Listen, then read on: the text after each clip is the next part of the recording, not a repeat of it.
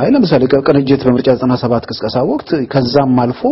ኦሮምኛ ከአማርኛ ጎን የሥራ ቋንቋ ይሆናል ብሎ በአደባባይ በፕሮግራም ተጽፎ ነበርና ምን የሚያሳስብ ነገር አለ ብዬ ነው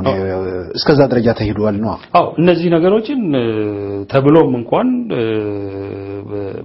በወቅቱ አንተ ዝም ብለህ በፕሮግራም ውስጥ ጨመርከው እንጂ የጨመርከው ታክቲካል ለሆነ ነገር እነሱን ለማማለል ሌላ ጊዜ ደግሞ ዞር ልትል አይነት ነገር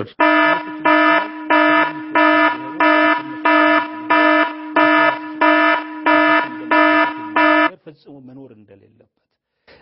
ሁለተኛ በመገንጠል መልኩ የሚደረገው እንቅስቃሴ ፍለፊት ያለ ምንም አድርባይነት የትም ሊወስድ የማይችል እዛ አካባቢ ኦሮሚያ የሚባል ነፃ የሆነ ግዛት ተመስርቶ በኢኮኖሚ እየበለጸገ በቋንቋውን እየተጠቀመ ባህሉን እያሳደገ የሚሄድ አንድ አገር ነፃ አገር መመስረት የሚባለው ነገር በኢትዮጵያ ተጨባጭ ሁኔታ ሊመጣ የማይችል በኦነግ በኩል ለረጅም ጊዜ ሲታገሉ ነበር ጠመንጃም አላቸው ወታደርም አላቸው ከነሱ ጋር ያለው ደግሞ ግንቦት 7 ነው ሁኔታዎች ተሳክተው ወደ ማዕከላዊ መንግስቱን የመቆጣጠር ነገር እንኳን ቢመጣ ልክ ህወሓት ኦነግ ላይ ያደረገውን ነገር ኦነግ ግንቦት 7 ላይ የማያደርግበት ነገር ምን አለ ብለው ይሄንን ስጋት የሚገልጹ ሰዎች አሉና እንዲያና ክፍተቶችን እንዴት ነው የምታዩት ከኋላ ልነሳና ኦነግ ጠመንጃ ያለው ኃይል አለው የሚለው ነገር ይሄንን አይነት አሁን በሚባለው ደረጃ ተጽኖ ማድረግ የሚችል ኃይል ይሄ ድርጅት አለው ብሎ የሚከራከር ሰው ያለ አይመስለኝም ምክንያቱም በአደባባይ የምናየው ነገር ነው ስለዚህ ያ ዝም ብሎ መከራከሪያ ነው ይመስለኛል የታጠቀና የተደራጀ ኃይል አለውና አሁን ያለው ስርዓት ቢናጋ በዚህ በታጠቀና በተደራጀ ኃይሉ አማካኝነት እዚህ ተጠቅላላ ሀገሩ በሙሉ ይቆጣጠር የሚችል ወይ ሌላ ተጽኖ ሊያደርግ የሚችል አቅም እንዳለው ተደርጎ የሚቀርበው ነገር ሪያሊቲው ጋር አይሄድም ያለው ስለዚህ ከውጪ ማለት ነው እንደ ጋዜጠኛ አንተም ካለ የት ነው ያለው እስካሁንስ ምን እየሰራ ነው በሚል ጥያቄ አንስተህ መልሱን ታገኘው ይመስለኛል የዚህ አይነት ኃይል በተፋየ ገብረ አብ አማካኝነት ሻቢያና ወያኔ በሰጡት መመሪያ ልቦለድ መጽሐፍ ጻፈ ያ ልቦለድ መጽሐፍ አኖር የተባለ ጀግና ፈጠረ ስለዚህ ያንን በሐውልት መልክ ማድረጋቸው ኦሮሞዎቹ ታሪካቸው ያለማወቃቸው ነው ተፋየ ገብረ አብ የ23 ዓመት የኢትዮጵያ ታሪክ ቀርቶ የታዳባው ታሪክ የማያውቅ በሻሪያ የተሰጠው በያላቸው ምን ነው የኦሮሞ ልጅ በጻፈው ብሎ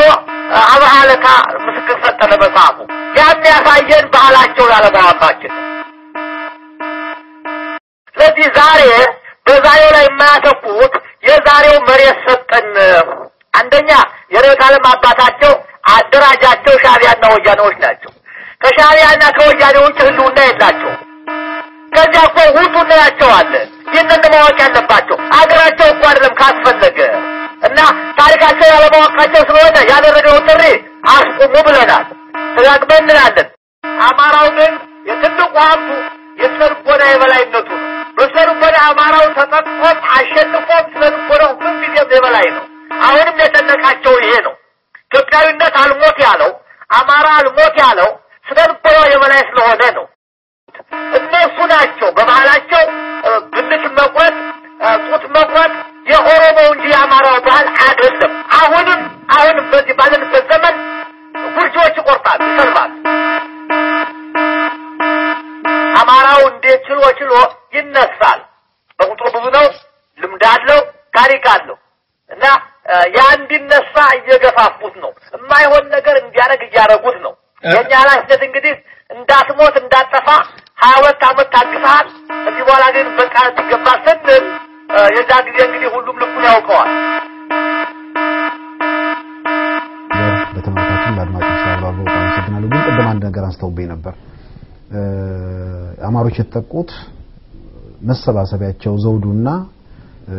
ኢትዮጵያ ኦርቶዶክስ ቤተክርስቲያን በመመታቷ ነው የሚል ነገር አነሱ ኢትዮጵያ ዘውድ እንዲመለስ ይፈልጋሉ እርሶ አይ የኔ የሚለው አጣ እንጂ ፈልገው ነበር ጃፓን አለ እንግሊዝ ሀገር አለ ንጉሠ ነገሥቱ በአግባቡ ጥፋት ገንብተው ወደ ኮንስቲቱሽናል ሞናርኪ ቢያሸጋግሩት ኑሮ ዛቱን ለብዙ ዘመናት የአንድነትና የስልጣን ምንጭ ነው ያኖር ያገለግል ነው በፍታ ነገስት እየተገዛ ያ ስርዓት ከግዝቧ ነበር ያን ንጉሱ አበላሹት ግን እንግዲህ ያ የሥራ ቋንቋውስ የትኛው ሥራ ቋንቋ አሁን ትምህርት ሆነ የሥራ ቋንቋ አይ እንግዲህ ቢያንስ ኦሮሚያ ክልል ውስጥ ሰው ቢሮም ፍርድ ቤትም የትም በኦሮሚያ ቋንቋ ነው የሚጠቀመው ቋንቋ እኮ መገልገያ ነው ሐሳብ መግለጫ ነው የበለጠ አንደኛ አንድ ቋንቋ ስራ ላይ አሁን ብታየው የሚገርም ነገር ተከተከቱ ያይቻለሁኝ 10 አመት ሙሉ እዚያ ስኖር በሚከታተል በአማርኛ የተጻፈውን ወደ ኦሮሞኛ የተረጎሙት ያ ቋንቋ ባህል ነው ልባል ያማራውን ባህል ነው እየተማሩ ያሉት አማራ ካሉት እኔ ኢትዮጵያዊ ባህል ነው ብለው እነሱ ግን ከአማርኛ የተረጎመውን ነገር ወደ ኦሮሞኛው ሰሩት እንጂ የኦሮሞኛውን ባህል አይናገርም ታንድ ወራን ተተርጎሙ አይ አቶ ተክሌ እንግዲህ የገጠር ሰው ብዙ ጊዜ ከተማ ያለ ሰው ያው ብሔራዊ ቋንቋ ብዙ ጊዜ ይግባባል የገጠር ሰዎች ወደ ከተማ ሲመጡ የህግ ጉዳይም ሲገጥማቸው በአስተርጓሚ ነበር የሚከራከሩት አሁን ግን ራሳቸው በሚችሉት ቋንቋ መከራከራቸው ምንድነው ጉዳቱ አንድ ጉዳት አላቸው አላልኩም የለም ወደዚያ አታተድ